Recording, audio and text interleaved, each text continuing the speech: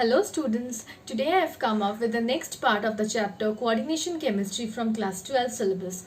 Okay, so in the last day I have completed Werner's theory. Today I'll start with valence bond theory. Valence bond theory is the theory which was proposed by Pauling. Here are certain assumptions of the valence bond theory. Okay, before starting with the valence bond theory, let me just inform you one thing, that there are also certain limitations of valence bond theory, which I will explain after ending with the valence bond theory examples and certain ways how the structures are being determined by valence bond theory. After that, I will explain the limitations of valence bond theory, which are further overcome by the crystal field theory. Okay, so let's start with valence bond theory, its assumptions, and then the illustrations.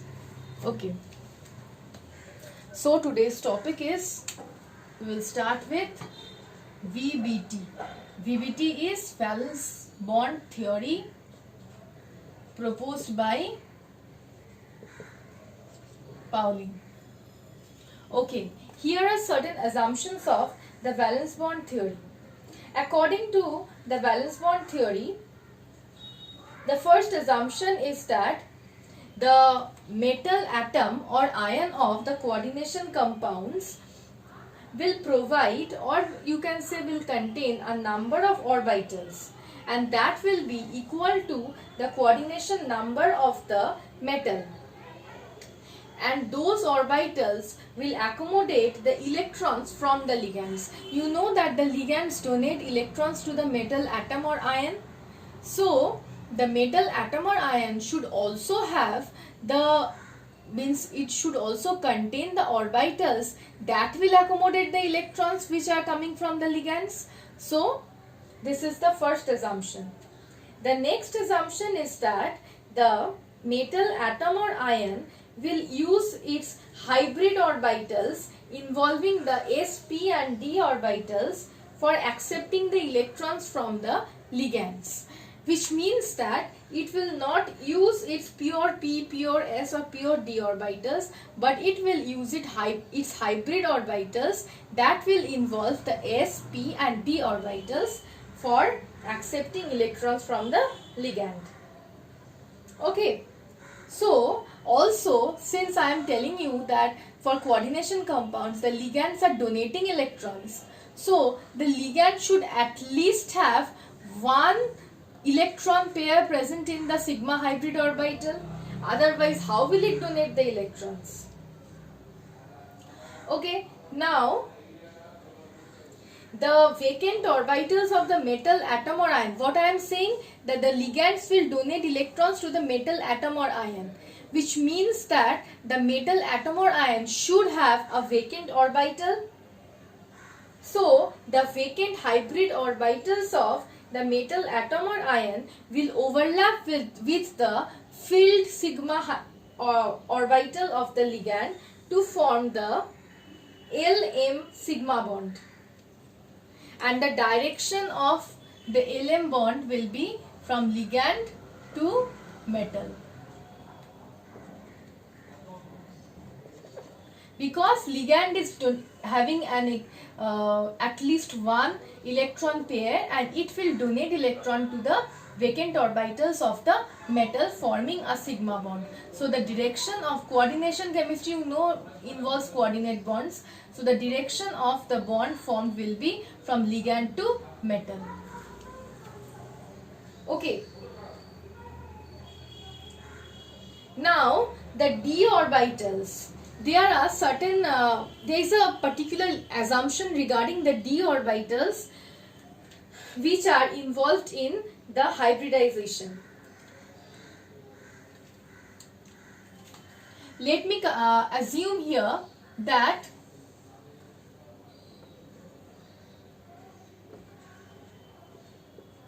this is the 3d orbital.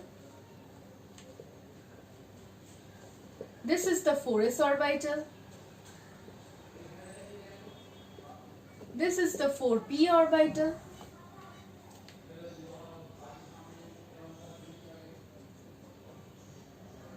And this is the 4d orbital. Now, either these 3d, 4s and 4p orbital will be involved in the bonding, or this 4s, 4p and 4d orbital will be involved in the bonding. So, either this 3d orbital or this 4d orbital, both the 3d and 4d orbitals together won't be involved in the bonding. Okay, so for the hybridization, either this 3d orbital will be involved or the 4d orbital will be involved. If I consider the 4d orbital as nd, where n is the last shell, then I have to consider the 3d orbital as n-1d. If the hybridization involves the nd orbital, that is the 4d orbital in this case, then it will form outer sphere complexes, and this will, or outer orbital complexes, and this will form inner orbital complexes.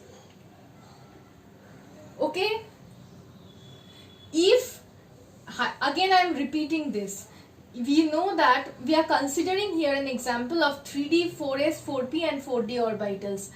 Now, if for hybridization or for overlapping, either this 3d orbital will be involved along with the 4s and 4p, or this 4d orbital will be involved along with the 4s and the 4p. If I am considering nd orbital as the 4d orbital, where n is the last shell, principal quantum number of the last shell, then if hybridization involves the nd orbital, then that will form outer orbital complexes. If the 4d is the nd orbital, then the 3d will be n-1d orbital. So means the penultimate shell will be the will have a quantum number 3, principal quantum number 3. So this will form, if hybridization involves this 3d in this case, then it will form inner orbital complexes. Okay, this is one assumption. Now the next assumption is that the Hund's rule will be applied to the electrons which are present in the non-bonded orbitals. Now remember one thing, for in VBT there will be unpaired electrons present also. When the unpaired electrons are present, then those complexes will be considered as paramagnetic complexes. Means unpaired electrons leads to paramagnetism. The number of unpaired electrons that will be present in a complex, that will require to calculate the magnetic susceptibility, and this helps in predicting the structures of the compounds. Okay, the next part is that this is the last assumption, that I have already told that the sigma bond will be formed. L-M sigma bond will be formed. In addition to this sigma bond, there can also be a pi bond that will be formed by the overlap of a field suitable metal d orbital with a vacant ligand orbital. Okay, and such double bond will be generally present, or will generally be formed for the metal ions which are in the low oxidation states. Okay, so these are the assumptions of the valence bond theory. So the assumptions of the valence bond theory will be given in your study material. Okay, now I'll come to the next part of the valence bond theory, where I will tell you that which hybridization corresponds to which geometry or which type of structure or arrangement.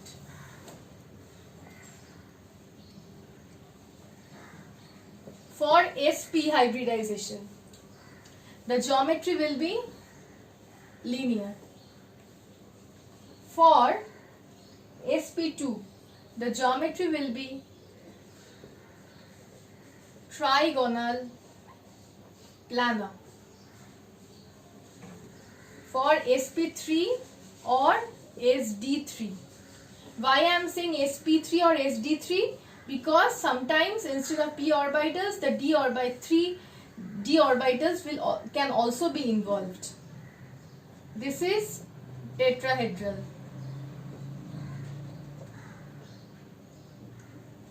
For dsp2 or sp2d, it will be square planar.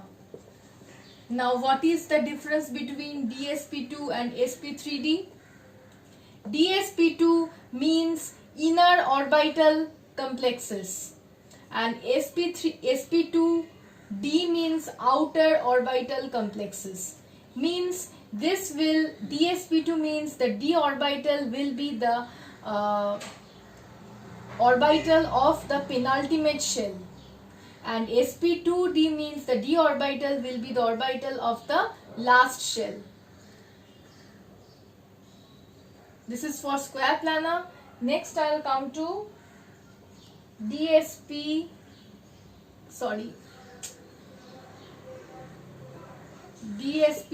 or sp3d. This is trigonal bipyramidal, and the last one d2 sp3 or sp3 d2, that will be octahedral.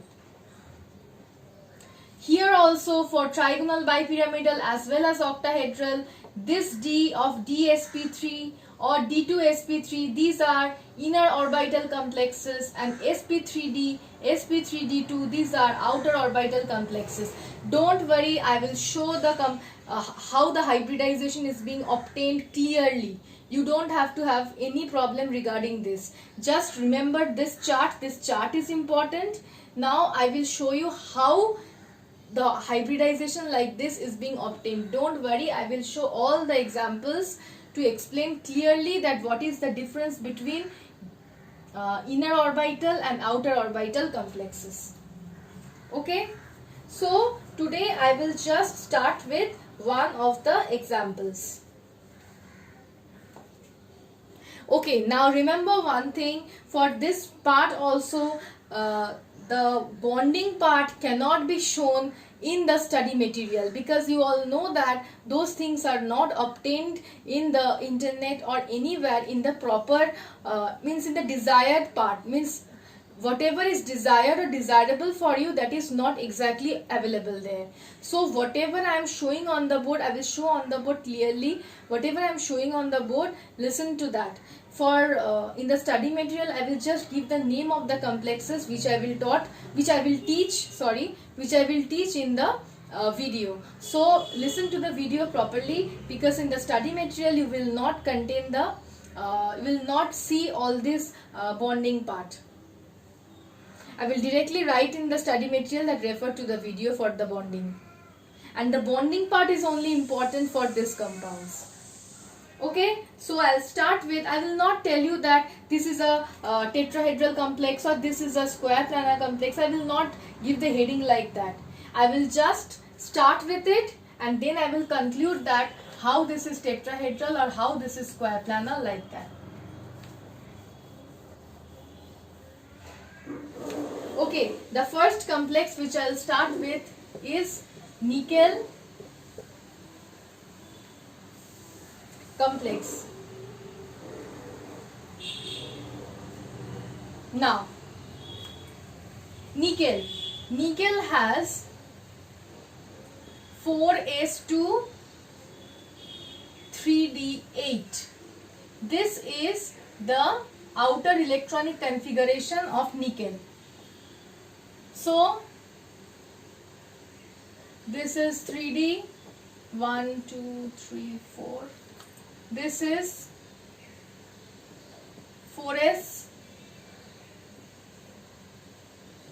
This is 4p. 3d.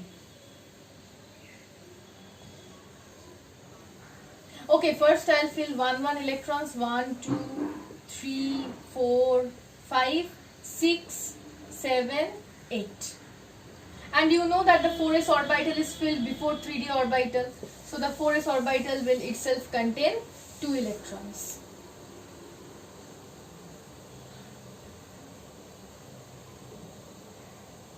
I am drawing the 4d orbitals here, okay? Okay, now remember one thing, that this is for nickel as metal here. Just nickel, not nickel in this complex. Just nickel. Now, there are 4 carbonyl ligands. There are 4 carbonyl ligands. What will happen in the presence of ligand? Why the hybridization changes, or why this type of hybridization occurs, why there is a difference between inner orbital and outer orbital complexes? That is only because of the ligands. If the ligands are strong field ligands, what will they do?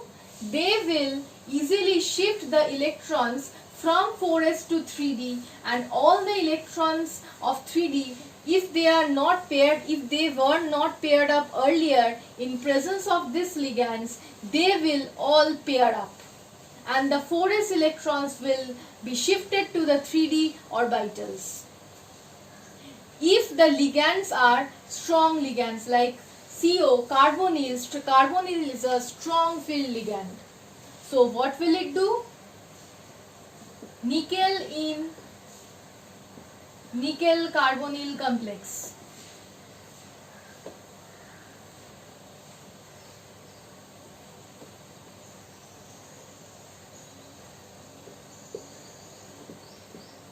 The 2 electrons from the 4s will be shifted to this and this orbital respectively. So all the 3d orbitals will be filled in case of this complex.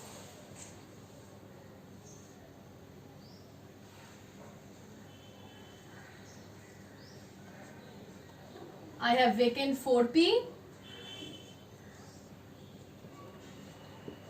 and vacant 4d orbitals left. Now look at this. There are only 4 ligands in this complex, and each of this ligand will donate 2 electrons to this metal. So if I denote the metal electrons like this, then the ligand electrons will be denoted by cross. 2 electrons donated by 1 carbonyl. Now listen to this, that will the 4d orbitals be required? Because there are 4 spaces already present in 1 4s and 3 4p orbitals. So the 4d orbitals here is not required. So I am rubbing the 4d orbitals from here.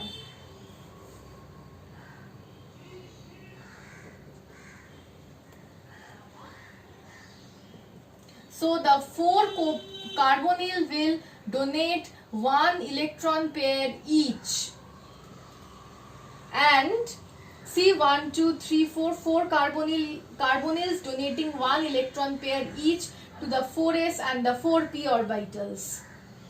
Thus the hybridization becomes sp3.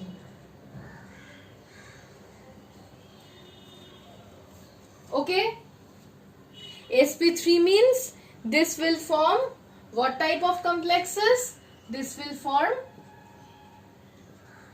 tetrahedral complex. Okay, so this is the way you will have to write for all the complexes which are present. Now there is a question. The question is that whether this complex is paramagnetic or diamagnetic. Whether this complex is paramagnetic or diamagnetic.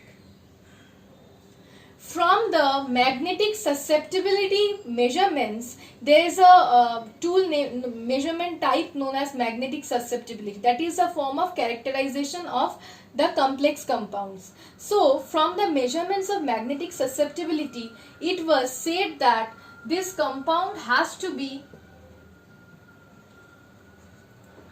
diamagnetic. This compound has to be diamagnetic. And just look at the orbitals of this complex. See, all the electrons are paired here. You don't have to look at the ligand electrons because each ligand will give you one electron pair only. So for the ligands, the electrons has to be paired. Just look at the metal atom or metal ion. This orbital contains the electrons of the metal atom. So see, all the electrons are paired. So this is diamagnetic in nature. Okay? This is diamagnetic in nature. Now a question might arise that why this complex has 4 ligands. So why this complex is tetrahedral and not square planar? Why this complex is tetrahedral and not square planar?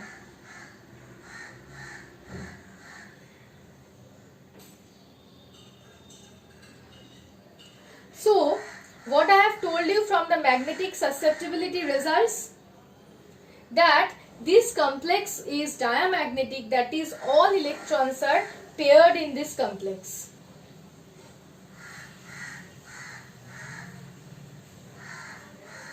If we consider this as square planar complex, if by any chance we consider this as square planar complex, then also there will be no unpaired electrons present. If this is considered as a square planar complex also, you will see that there is no chance of unpaired electrons. Means that square planar complex can also be diamagnetic in nature.